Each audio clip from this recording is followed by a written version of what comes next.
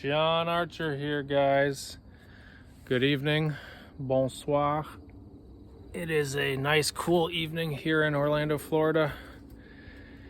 And wow, what a week, what a month it's been in the markets, the crypto markets. If you've been following that, if you've been following this channel, you will know a few things that have been on my mind.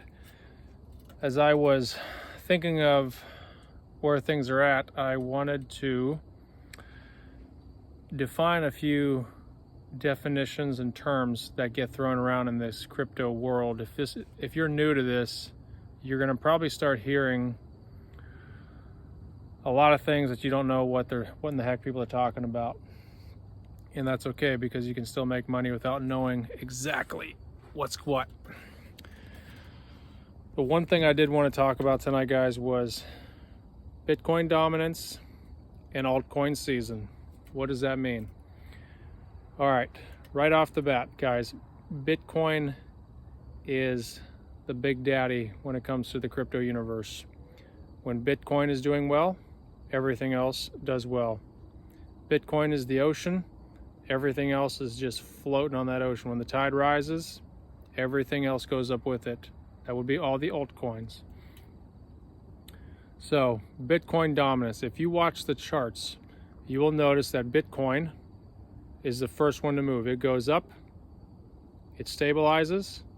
The altcoins, that's everything except Bitcoin, come up with it.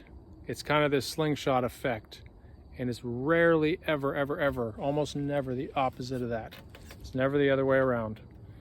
Bitcoin goes up, it stops, the altcoins come up. Bitcoin goes down, the altcoins will follow. And it'll do this stair-step kind of thing and go up. So, Bitcoin dominance. What a lot of these traders will do, and this is, guys, we're talking percentages here. What the traders will do, and again, this is the best way to make money, but I don't suggest you do it unless you know what you're doing. It's not hard, but if you know Bitcoin is going to go from $1 to $2, you're going to buy Bitcoin at $1, it hits $2, and it stops for a minute. The altcoins then have a delayed reaction. They're going to follow. So Bitcoin, boom, it doubles in price. Let's say it goes to $2. You can then convert that Bitcoin into an altcoin before the altcoins have pumped that have followed it. And you can kind of ride a double wave. Does that make sense? In other words, because of the lag effect between Bitcoin and the alts, alt season is the following of Bitcoin. That is what alt season kind of means. So in other words, you saw, a month ago when Bitcoin was, let's just take the election for instance. As soon as Donald Trump won the election, within hours, Bitcoin started climbing, and ultimately it went up $20,000 or something like that. That's called Bitcoin dominance. During that time, the altcoins, they rose a little bit, but not very much. Why? Because the big boy Bitcoin moves first, and then the rest follow. The tide has to go up before, as the ships go up. So what you can do in these big moves, and again, I'm not saying you should do this. I have done this in the past, but I've done it when there's clear movement. So I hope this is making sense. So let's say we had another big rise in Bitcoin. Let's say Bitcoin jumped up $5,000 to $10,000, and you knew that was going to happen. Let's say you were doing your technical analysis, and there's guys out there that obviously know how to do this now. Traders are good at this. They buy Bitcoin, and they just convert back and forth between altcoins and Bitcoin, and altcoins and Bitcoin as it rises. Okay? And what they're able to do is they're able to just get more and more percentage, get more profits off of each, instead of just sitting in one, which is what I do, because it's the easiest and it's the safest thing to do. The guys that make a living off of this stuff, they're going to do what they're going to do. The day traders. So Altcoin season is when the altcoins are pumping. When Bitcoin kind of finds its mark, like it has in the last week or so, it's hit a point where it stops.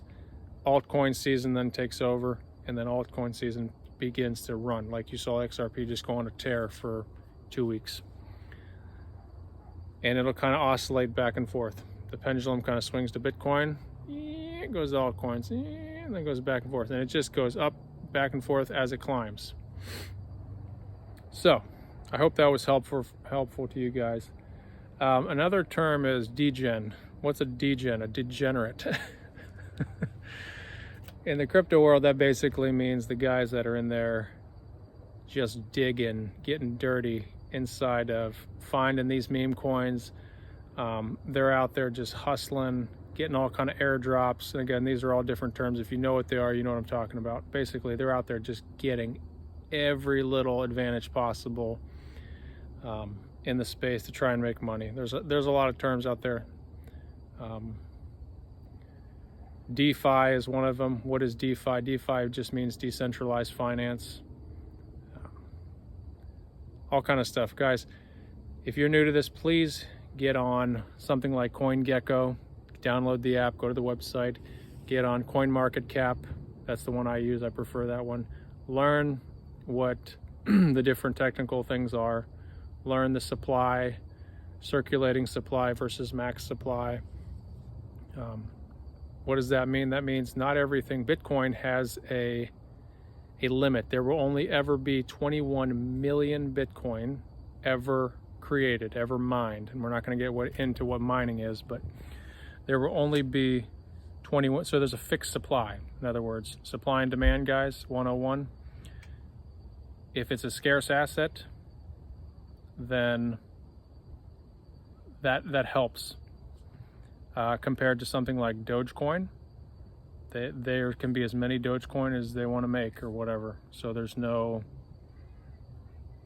no fixed supply. And technically, again, this gets into why is Dogecoin even a thing. I don't even know why it is what it is. It's just one of those meme coins that got attached to Elon Musk and just kind of has this fun lore to it, and you can make money off it. But in general, guys, it is best to invest in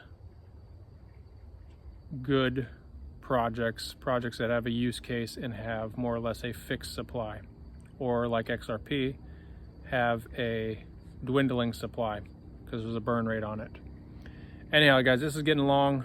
I'm sure you guys are falling asleep on this one. But what an interesting day. Bitcoin hit, I think, 103, 105,000. Guys, that's the first time that's happened. And there's no guarantee, but the chains are moving higher. In the summer, people were thinking $120,000 was going to be the peak for Bitcoin before we see a turn down. Now it's looking something like 200,000, even 250,000, guys. It's going to be wild to see. Now, all of this, guys, could come to a halt. Why? Because markets are driven by human sentiment. When people are happy like they are right now, yay, America's going to be great again. Let's go out there and, go nuts. People are less apprehensive after this election compared to what they were a month and a half ago. If we get into, I've been saying this on my channel, if we get into a hot war, which we are seconds away from, if cooler heads don't prevail concerning Russia, China, the United States, especially with Russia right now, and how this current guy in the White House is really trying to push a fight over there. If that happens, you could see the markets pull back really fast. And I don't know if that could stall things. That could, I have no crystal ball on that, guys, but I know that you will see an effect. And there's history to prove that. And I've talked about that in some of my other videos. So be aware of that, but expect the up and down, and that's part of the game. So Sean Archer here. You guys have a good evening. I'll see you tomorrow. You know the drill. TIA.